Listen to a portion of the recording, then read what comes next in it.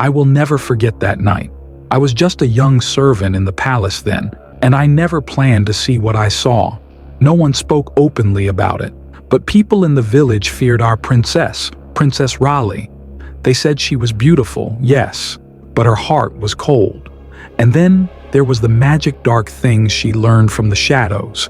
Some said she could curse a person with just a glance. One night, I was cleaning near her chamber when I heard it, scratching, slow and steady, like something trying to claw its way out. I felt my stomach tighten and I froze, listening. The scratching turned to whispering.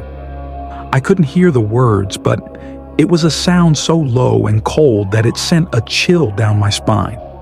It was wrong. Something in me said, "Turn around, don't look." But I couldn't stop myself. I had to see. I crept closer, pressing my ear to the door.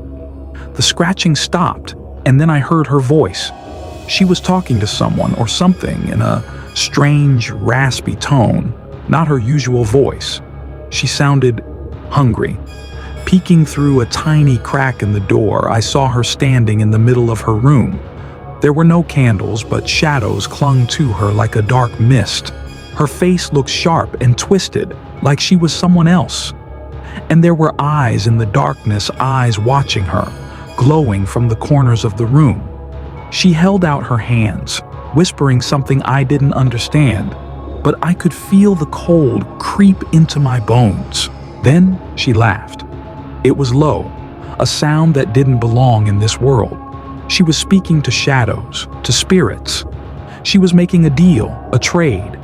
My skin went cold. The village tales were true. I wanted to pull back, but I couldn't look away.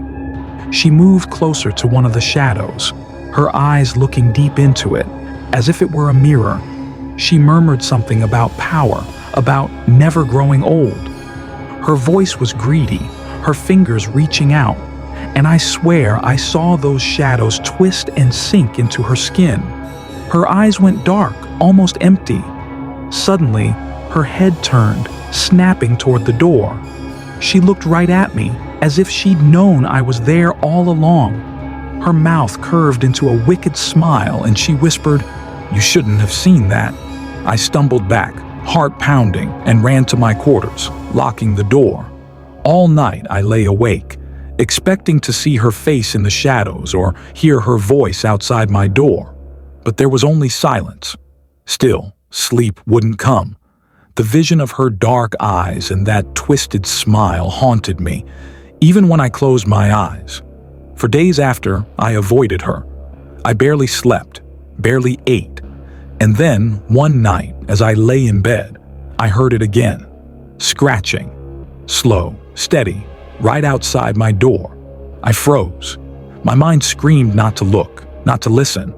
But that scratching grew louder, scraping against the wood. And then, her voice came, soft and chilling, calling my name. "Come out," she whispered. "I know you're in there." I clutched the small charm. One of the older servants had given me charm against evil. He had warned me to keep it close, and now I held it tight, whispering the words he taught me. The scratching stopped, but the silence was worse. I knew she was still out there, waiting. In the morning, I dared to peek outside, and there, on the wood, were marks, long, deep scratches down my door, as if someone or something had tried to claw its way in. After that night, I asked to be reassigned. I didn't want to stay anywhere near that palace, near those shadows. They let me go, and I moved far from the village. But Princess Rali's face never left my mind. Her empty, dark eyes and the way she looked right at me, knowing I have seen her secret. Years have passed, but sometimes I still hear scratching in the night. It's faint, far away, but it's there. And every time I hold that charm close, whispering the words, because even though she's far away, I feel her watching me. I don't know if it's a curse or just my own memory haunting me, but I will never forget what I saw. I will never forget her face, twisted and hungry, staring back from the shadows. and even now I wonder if one night she will come to find me again. If you enjoyed this story, please subscribe to African Tales Unfold for more captivating stories.